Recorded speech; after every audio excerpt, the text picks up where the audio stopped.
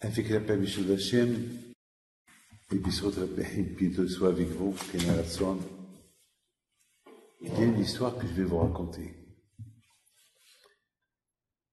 C'est une histoire que nos sages racontent sur le miracle de Hanouka. Il y avait les Hashmonaïm qui ont risqué leur vie pour faire la guerre contre les Grecs. Et ils n'étaient pas nombreux. Ils étaient 5-6 personnes. Et pour vous dire qu'à cette époque-là, presque tous les Juifs, ils étaient presque assimilés. Ils se sont adaptés à la vie des Grecs. Et tous ceux qui étaient religieux, malheureusement, ils sont partis. Ou ils ont été tués, ou ils ont été assimilés. Donc, pratiquement, vous savez que la religion juive, c'est comme une bougie. La bougie, on l'allume et à la fin, elle se fond. Il ne reste plus rien, elle s'éteint. C'est ça la vie juive. La vie juive, on l'allume avec les mitzvot.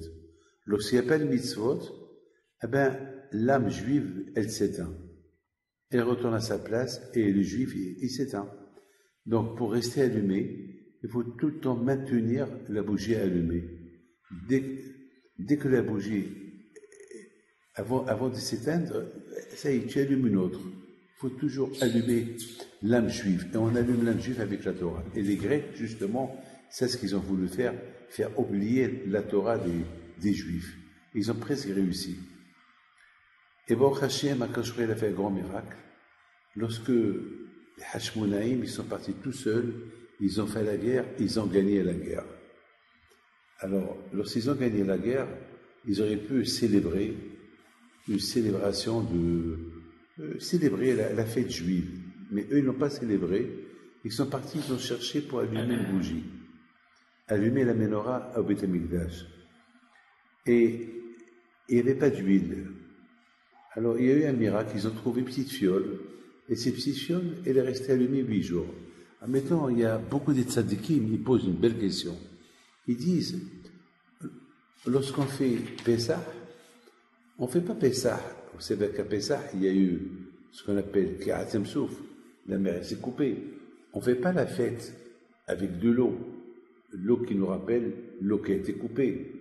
Lorsqu'on fait Purim, on ne fait pas la fête de Purim avec des arbres pour se rappeler que Haman, qui a voulu tuer les Juifs, il a été pendu par les arbres, dans un arbre.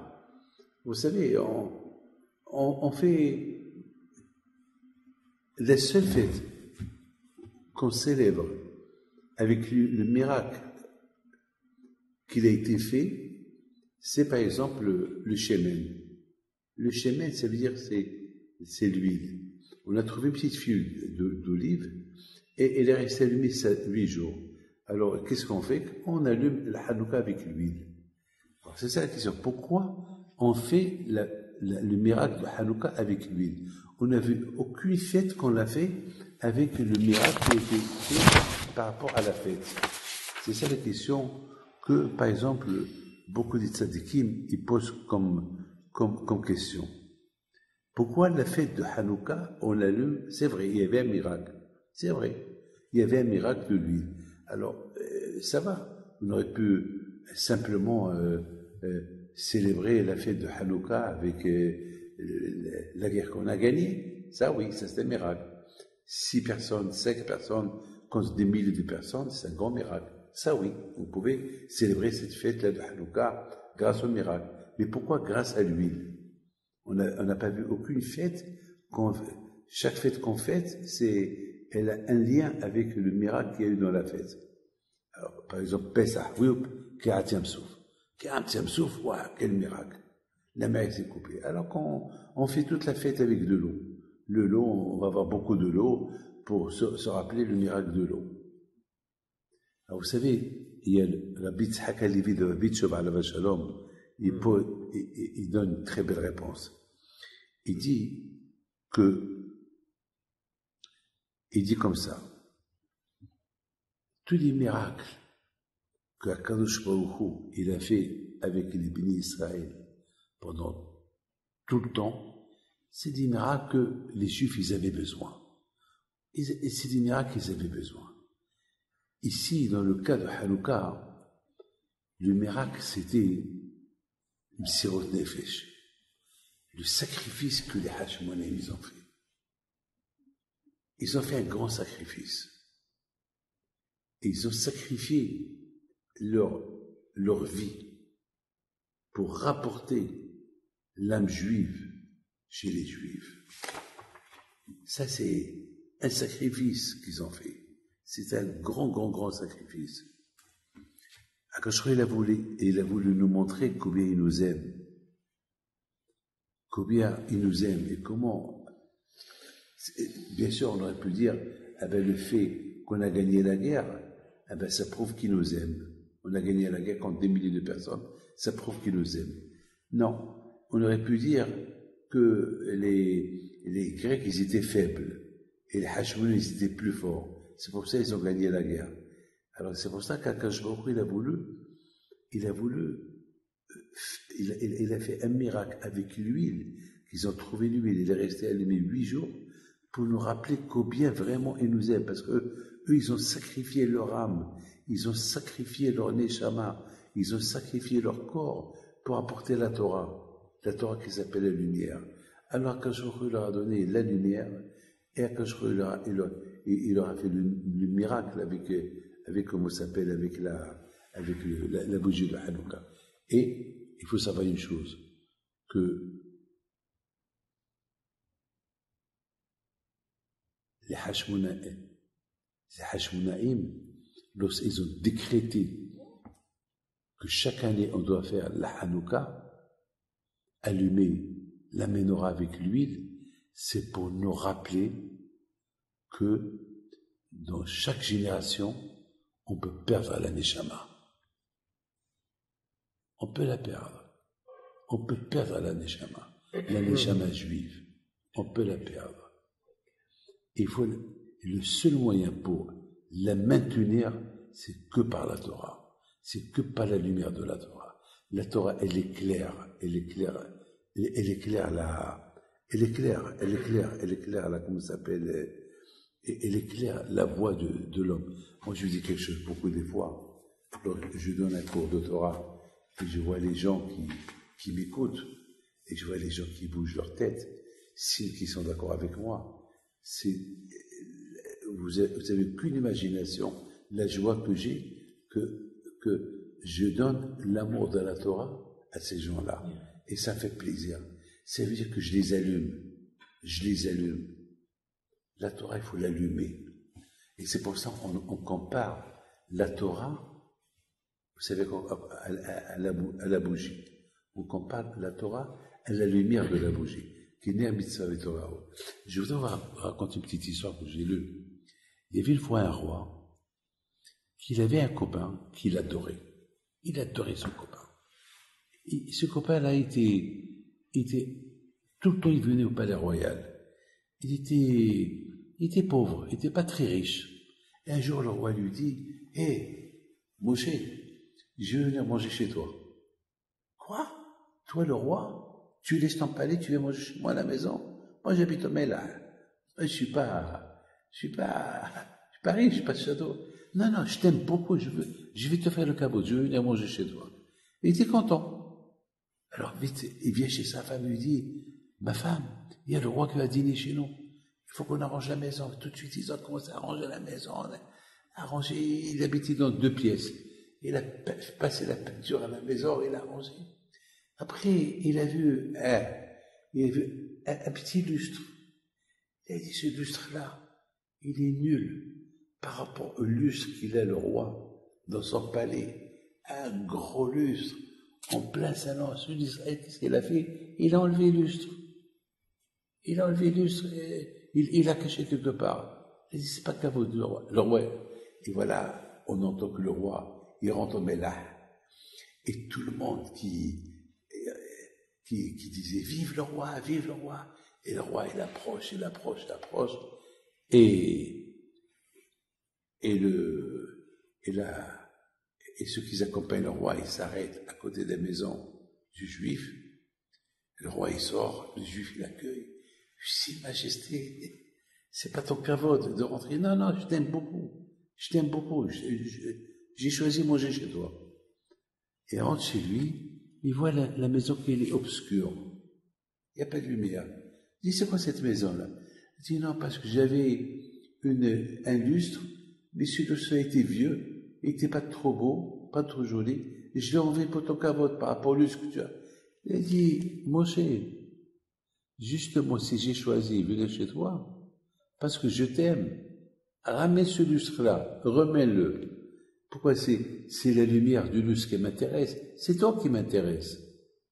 Eh ben, c'est ça ce qu'Akadosh Baruch Hu a dit béni Israël. Hachamim disent. Hachamim disent, est-ce qu'Akadosh Baruch Hu a besoin de la menorah? Est-ce qu'il a besoin de la lumière au Beit HaMikdash? Il n'a pas besoin, Akadosh Baruch Hu, c'est lui qui a créé la lumière.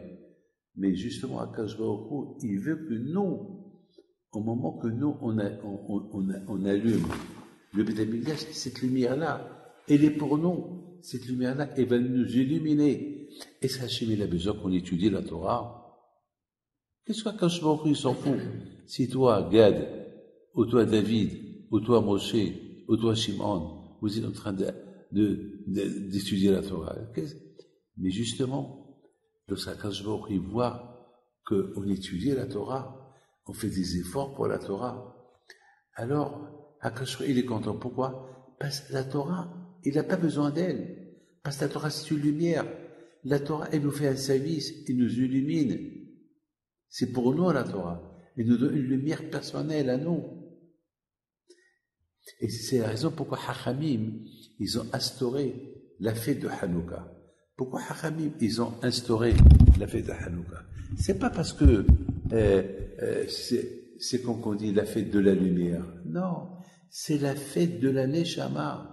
C'est la fête de la lumière spirituelle pour qu'on nous rappelle que cette lumière que les Grecs, ils ont voulu nous faire éteindre, nous déconnecter de la Torah. C'est ce que les Grecs, ils ont voulu.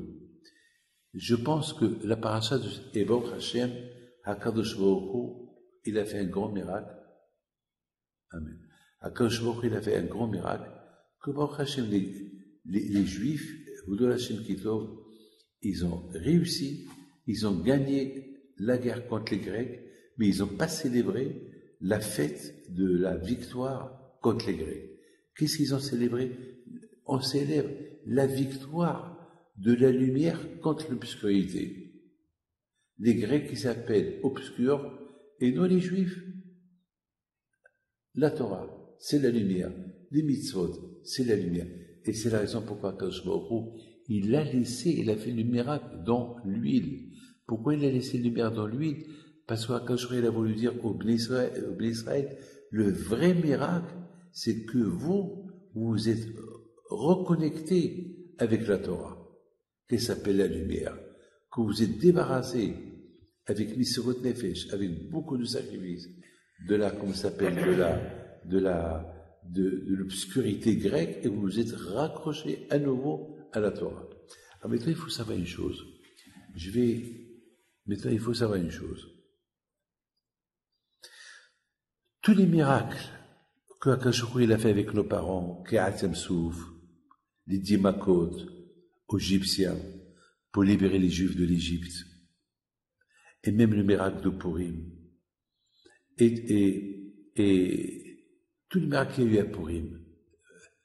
Vous savez, l'histoire de Purim, c'est plein de miracles, tous ces miracles-là. C'est des miracles que Akadosh Baruch Hu, il a fait, mais ils n'ont aucun lien avec le miracle de Hanouka. Aucun lien avec la lumière de Hanouka. C'est un miracle qu'il est particulier. Hachem, il va nous montrer combien il nous aime. Et pourquoi il nous aime? C'est parce que toute la guerre qu'on a fait contre les Grecs est pour récupérer la Neshama, et pour récupérer notre âme. les miracles de Purim, c'était uniquement pour récupérer le corps. Vous savez qu'est-ce que Hachamim disent? Que si Haman il aurait tué les Juifs, eh ben il aurait tué que le corps, pas la Neshama. Parce que la Neshama retourne à Gan Eden. Mais le miracle de Hanouka, c'est que les Grecs, ils ont voulu tuer la Neshama, l'âme. Alors si tu perds l'âme, tu as perdu et ce temps, et ce monde, et l'autre monde, et l'autre monde. Les deux mondes, tu les as perdus. Les deux mondes. Donc c'est ça le message de Akadosh Baruch Hu, avec comment ça s'appelle, avec le miracle du Shemen. Le miracle du Shemen, le miracle de la lumière, c'est pour nous rappeler que Akadosh Baruch Hu nous dit, c'est ça le vrai miracle. C'est pas le miracle de la victoire, le miracle de la Neshama, que vous avez récupéré votre Neshama. Et c'est la raison pourquoi chaque année on fait Hanouka, pour se rappeler et dire merci à Akadosh Baruch Hu de la Neshama que nous avons. Vous savez que Moshe Rabbeinu, il était la Neshama de Torah Israël. Vous vous rendez compte que Moshe Rabbeinu, si il aurait été tué par Paro, Hachem Ishmor, il aurait tué la Neshama de Am Israël. Vous savez qu'on dit que Moshe Rabbeinu, il est l'équivalent de tous les bénis d'Israël. Vous prenez Moshe Rabbeinu dans une balance, vous prenez tous les Juifs dans l'autre balance, et Moshe Rabbeinu, il est l'équivalent. Pourquoi? Parce que Moshe Rabbeinu, alav shalom, il représentait toute la Torah. Et toute la Torah, elle représente toutes les Neshamot de Béni Israël. Ça veut dire que Moshe Rabbeinu, alav shalom, il était en même temps toute la Torah en lui et toutes les Neshamot de Béni Israël en lui. Il aurait été tué, Hashu Shalom, alors on aurait eu un grand problème. Et c'est la raison pourquoi on fait la mort de Moshe Rabbeinu, elle est avec Simchat Torah. Pourquoi la mort de Moshe Rabbeinu, elle est avec Simchat Torah? Pour nous dire que Moshe Rabbeinu n'est pas mort. Pour nous dire qu'il n'est pas mort. Pourquoi il n'est pas mort? Parce que la Torah, elle est là. On fait Simchat Torah. En général, à Simchat Torah, on devait pleurer. Vous savez pourquoi? Parce que la paracha de Simchat Torah, c'est la paracha de la mort de Moshe Rabbeinu. On devait pleurer. On devait pleurer la mort de Moshe Rabbeinu. Et qu'est-ce qu'on fait? On est content. On pleure pas la mort de Moshe Rabbeinu. On est heureux, on est content. Le jour du Simchat Torah, c'est la paracha qu'on lit de la mort de Moshe Rabbeinu. Vezot HaBeracha. Et on est heureux, on est content. Pourquoi? Parce que la Torah jamais peut être morte. Elle est vivante. Moshe Emet, Vetorato Emet. De la même façon que la Torah, elle est vivante, Moshe Rabbeinu, il est vivant. La Torah, vous savez qu'on vit, je vous dis, je vous parle de nom. Chaque fois que j'étudie la Torah, je sens Moshe Rabbeinu à côté de moi. Je sens Moshe Rabbeinu.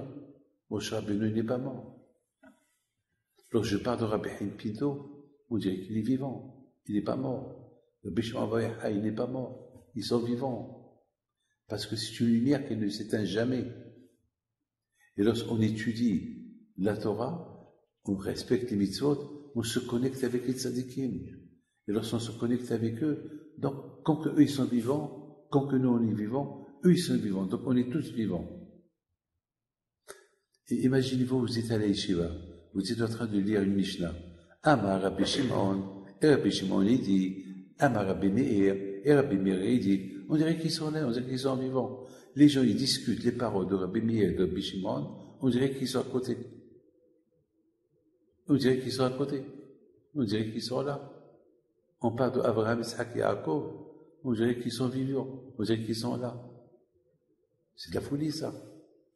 Je termine avec une histoire des Omena. Maintenant, on a compris que Moshe Rabbeinu, alav shalom, avec tout ce que Paro, il a fait pour tuer Moshe Rabbeinu, il n'a pas réussi. Il n'a pas réussi. Il a essayé tout pour le tuer. Pourquoi? Parce que Moshe Rabbeinu, c'était la Neshama de Torah Israël. Moshe Rabbeinu, il représentait toute la Torah. Toute la Torah, depuis la création du monde jusqu'à la fin des temps. Hachem, il a enseigné toute la Torah à Moshe Rabbeinu. Ce que toi, tu es en train d'écrire là, Moshe Rabbeinu, il a déjà étudié. Il a étudié, monsieur tel, il est en train d'écrire le cours qu'il entend de Rabbi David. Et Moshe Rabbeinu, il est tout. Et c'est la raison pourquoi la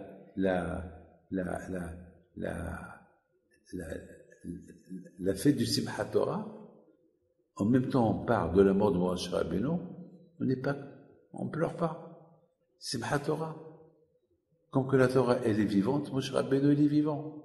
Le tzaddik, il n'est pas mort. Il est vivant. Il est avec nous. Il danse avec nous. Il se réjouit avec nous.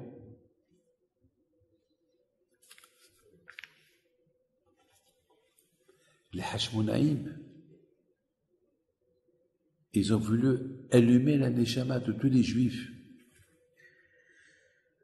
Avec de lui, Bémet, entre toi et moi, Hachem, il n'avait pas besoin de faire le miracle que l'huile est restée allumée 8 jours. Parce qu'il y avait déjà de l'huile, même si c'était impur. Ils auraient pu l'allumer.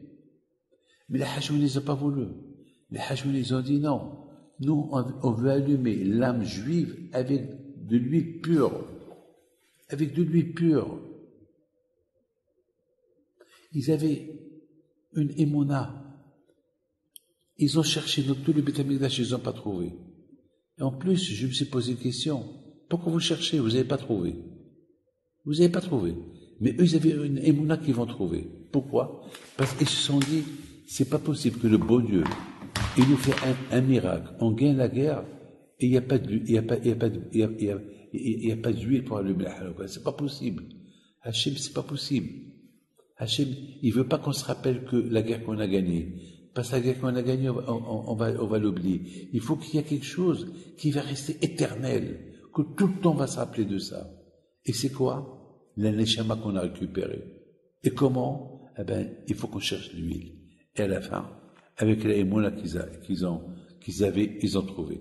Là, je termine avec une très belle histoire que je vous raconte. Hier, j'ai rencontré une femme. Elle est venue chez moi avec sa fille et son petit-fils. La première chose qu'ils m'ont dit, Rabbi, ils sont d'origine de Venezuela. Est-ce que tu nous reconnais? Je lui dis non. Je vous ai connu au Venezuela il y a 25 ans. C'est ma fille. Lorsqu'elle avait 10 ans, elle avait la grave maladie. Et les médecins ne lui ont pas donné grand espoir. Ils l'ont bombardée avec la chimio. Ils ont détruit son corps avec la radiation et les chiméos.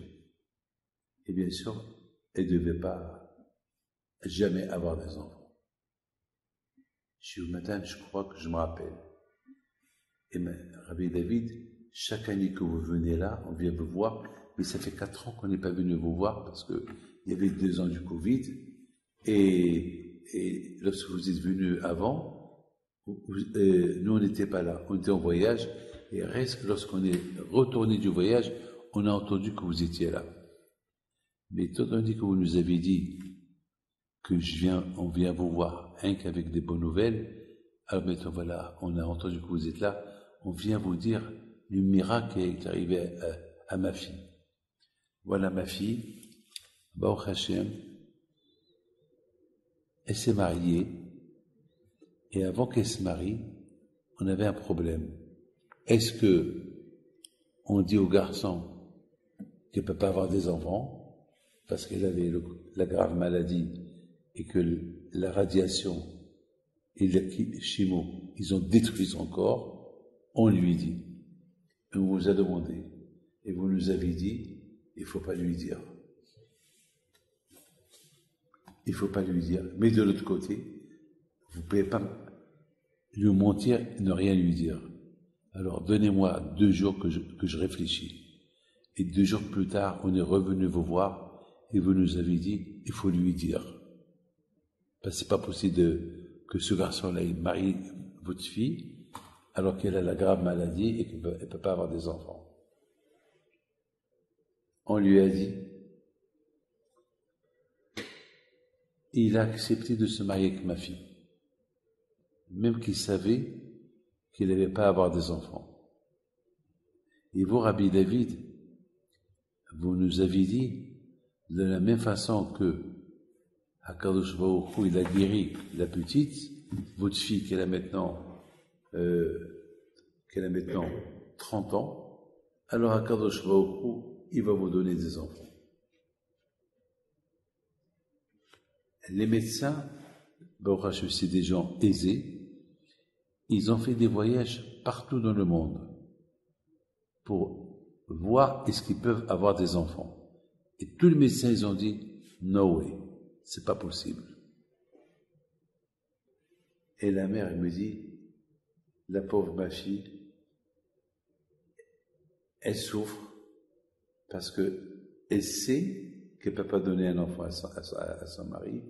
Elle est prête à divorcer pour que son mari se marie avec une autre femme qui peut lui donner des enfants. Et vous, Rabbi David, vous m'avez dit, Madame, vous êtes la seule qui peut prier pour votre fille qu'elle peut avoir des enfants.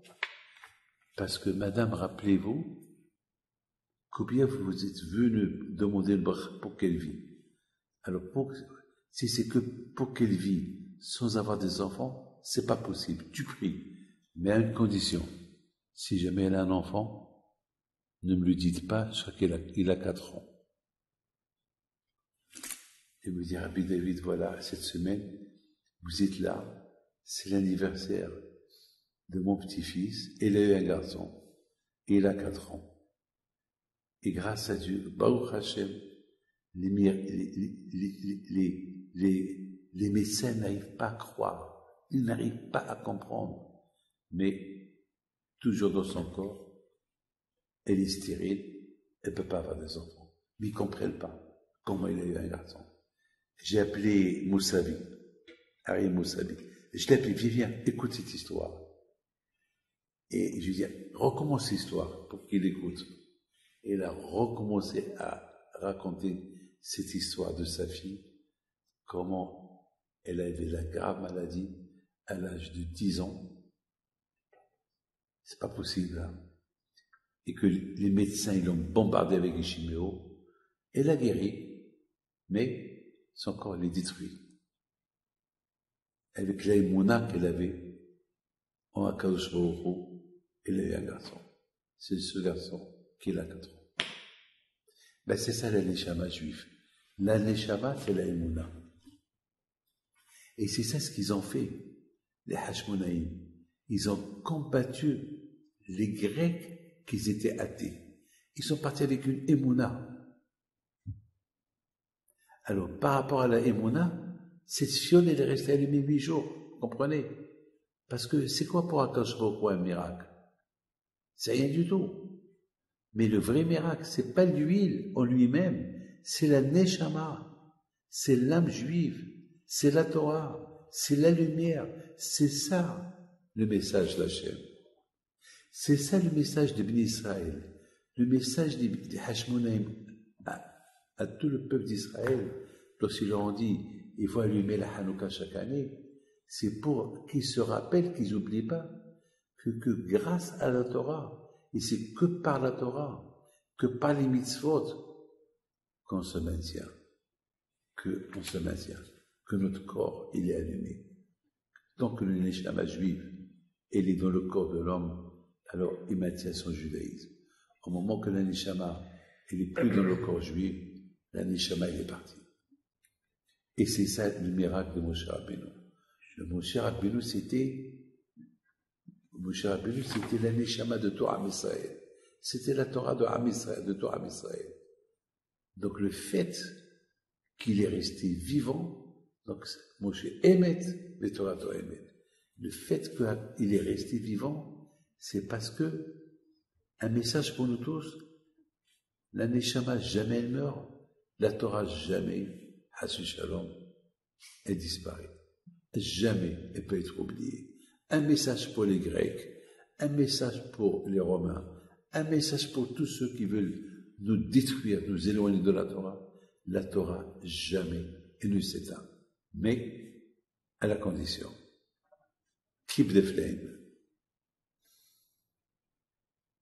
Keep the flame on. C'est tout. Maintenez la flamme. de la Torah. Maintenez-la, vous allez voir. Voilà, c'est tout ce que j'ai à dire pour aujourd'hui.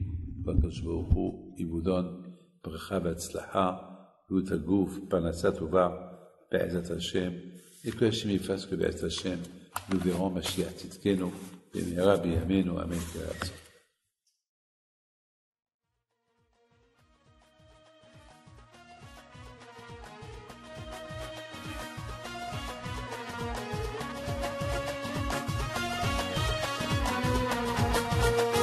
Non tu